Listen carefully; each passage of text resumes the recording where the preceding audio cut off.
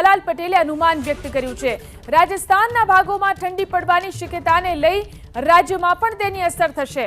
એટલું જ નહીં, પતંગ રસિકો માટે અંબાલાલ પટેલે ચિંતાજનક અનુમાન કરતા મકર સંક્રાંતિમાં રાજ્યના કેટલાક વિસ્તારોમાં પવન સાથે વરસાદ વરસવાની શક્યતા વ્યક્ત કરી છે। 17મી ડિસેમ્બર બાદ રાજ્યમાં લઘુત્તમ તાપમાનમાં વધારો થવાની શક્યતા છે, જેમાં ઉત્તર ગુજરાતમાં 15 ડિગ્રી, પશ્ચિમ સૌરાષ્ટ્રમાં 18 ડિગ્રી અને દક્ષિણ ગુજરાતમાં 20 ડિગ્રી તાપમાન રહેવાની અંબાલાલ પટેલે શક્યતા વ્યક્ત કરી છે।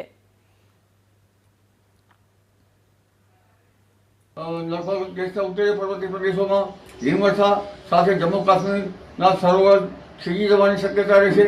આ ઉપરાંત લગભગ રાજસ્થાનના ભાગોમાં પણ ઠંડી પડવાની શક્યતા રહેશે, જેની અસર છે ગુજરાત સુધી થવાની શક્યતા રહેશે।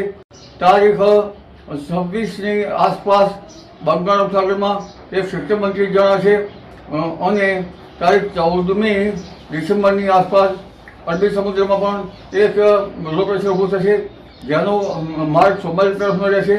એટલે આગામી જાન્યુઆરી માસની શરૂઆતમાં હવામાનનો પડતો આવશે અને મકર સંક્રાંતિથી તે જાન્યુઆરી માસ સુધીમાં કેટલાક ઠેકાણે કમોસમી વરસાદ પવનના તોફાનો સાથે થવાની શક્યતા રહેશે। તારીખ 26ની આસપાસ બંગાળ ઉપસાગરમાં એક સિસ્ટમ બનતી જણાશે અને તારીખ 14મી ડિસેમ્બરની આસપાસ અરબી સમુદ્રમાં પણ એક લો પ્રેશર ઊભું થશે, જેનો માર્ગ સોમાલી તરફનો રહેશે।